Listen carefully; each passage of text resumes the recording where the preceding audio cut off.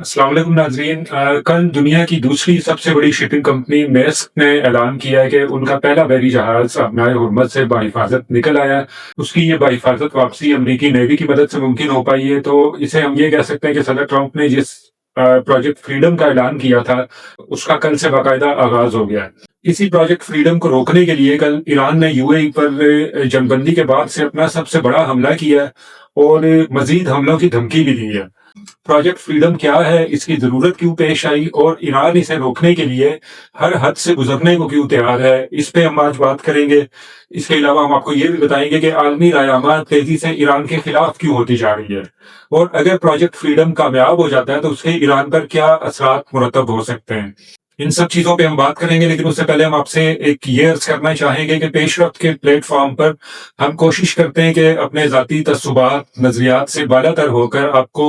आपके सामने हकीकी सूरत हाल पेश करें मामलात की, और आपको सूरत हाल का वो रुख दिखाएं जो रियासती कंट्रोल में चलता हुआ मेन स्ट्रीम मीडिया भी आपको नहीं दिखा पाता, और अपने अपने सियासी मसले की जाती और ग्रोही तस्सुबात में लथड़े हुए यूट्यूब चैनल्स भी आपको नहीं बता पाते। हमारी ये काविश आपकी सरपरस्ती के बगैर मुमकिन नहीं हो सकती, इसलिए आपसे दरख्वास्त है कि हमारे चैनल को खुद भी सब्सक्राइब कीजिए और अपने जैसे लोगों के साथ जो आप ही की तरह एक मुतवाजन और आजाद राय रखते हैं, इस चैनल को शेयर भी कीजिए। सूरत हाल इस वक्त ये है कि ईरान की जानिब से अपनाए हुर्मस की बंदिश के बाद से कहा यह जा रहा है कि तकरीबन 2 से 3 हजार बड़े तिजारती जहाज हैं जो अपनाए हुर्मस में फंसे हुए हैं। इनमें से कुछ तो किसी न किसी करीबी बंदरगाह पे लगर अंदाज है, लेकिन इनकी एक बड़ी तादाद वो है जो समंदर में कहीं ना कहीं पे रुके हुए हैं और अब ना वो आगे बढ़ पा रहे हैं ना पीछे जा पा रहे हैं। अंदाजा ये है कि इन 2 से 3 हजार जहाजों के ऊपर 20,000 से जायद अमला भी फंसा हुआ है। अगरचे बड़े तिजारती जहाजों के ऊपर खुराक का और रिहाइश का एक बड़ा माकूल इंतजाम होता है, लेकिन चूंकि फरवरी से जारी इस जंग में महीनों से ये जहाज फंसे हुए हैं, तो अब खदशा ये जाहिर किया जा रहा है कि इन पे जो अमला सवार है उसको खुराक और अद्वियात की किल्लत का सामना करना पड़ रहा है। ये 2 से 3 हजार जहाज जो हैं ये दुनिया के 35 से 40 ममालिक से ताल्लुक रखते हैं, इसलिए आलमी सतह पर भी इनकी सलामती के बारे में तशवीश बढ़ती चली जा रही है। अमरीकी सदर ट्रंप ने इस मौके का फायदा उठाते हुए प्रोजेक्ट फ्रीडम का ऐलान किया। प्रोजेक्ट फ्रीडम के तहत अमरीकी नेवी, जिसके 3 बड़े जहाज जो हैं वो अपनाए हुर्मस के बाहर मौजूद है इस वक्त,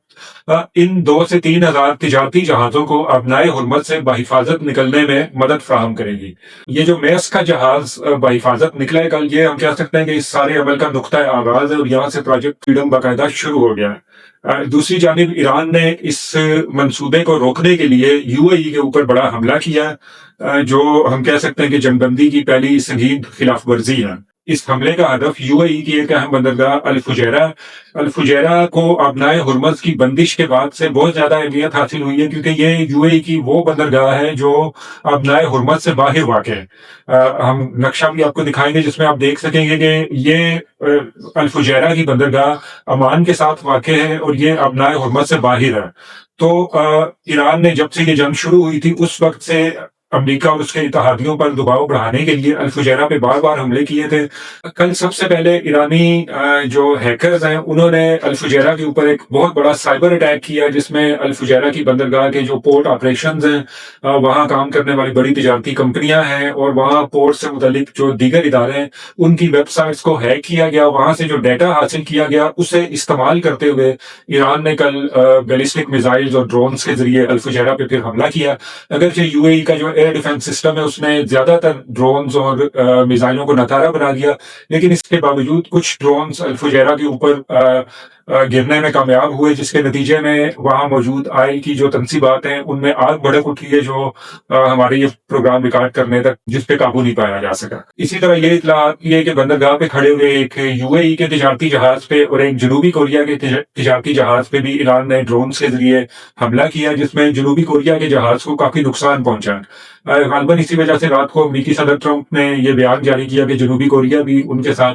इस जंग में शामिल होने जा रहा है, जबकि ऐसा नहीं है। जनूबी कोरिया ने तहकीकात का ऐलान किया। जो पास्ताराने